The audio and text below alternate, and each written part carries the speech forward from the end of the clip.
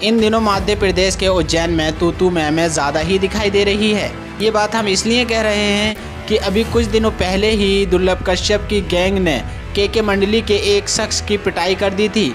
जवाब में के मंडली ने दुर्लभ कश्यप के लड़कों की पिटाई करके लाइव वीडियो में कहा, हिम्मत है तो हमें आकर मिलें, बच्चों को क्यों मार रहे हैं। इन सब के बीच एक नया नाम बहुत चर्चा में देखने को मिल रहा है। दोनों गैंगों के बदमाशों में जब भी लाइव बातचीत होती है तो वो एक ही नाम लेते हैं और वो नाम है हेमंत बाड़िया उर्फ बोखला बदमाश का। लाइव आकर अक्सर ये बातें करते हैं। ये हेमंत बाड़िया अभी जेल में है, जब वह जेल से आएगा तो उज्जैन में आतंक मचाएगा। ये इस नाम का इस्तेमाल लाइव चैट के दौरान के मंडली की तरफ से भी किया जा रहा है।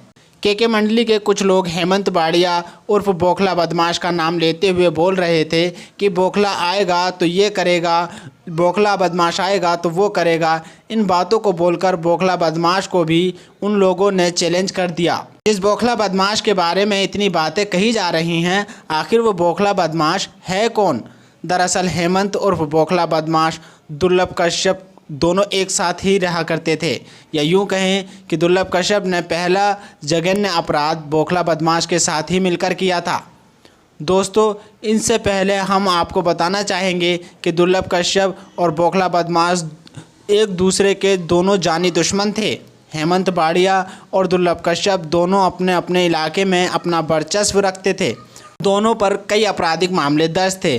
फिर दोनों दुर्लभ कश्यप और हेमंत बाड़िया एक साथ मिलकर वारदात को अंजाम देने लगे। दोस्तों, आप सभी जानते हैं कि दुर्लभ कश्यप की हत्या हो चुकी है और हेमंत बाड़िया अभी भी जेल में बंद है। सूत्रों के मुताबिक हेमंत बाड़िया ने खुद को सरेंडर किया था क्योंकि पुलिस उसे कभी पकड़ ही नहीं पाई थी। लेकिन उज्जैन में जब बदमाशों की धरपकड़ शुरू हुई और इनकाउंटर होने लगे तो हेमंत बाड़िया ने खुद को सरेंडर कर दिया था, जिससे उसका इनकाउंटर ना हो सके, और जब से वे आज तक जेल में ही बंद है। दोस्तों, इससे आपको अंदाज़ा हो गया होगा कि हेमंत बाड़िया कितना बड़ा गैंगस्टर है।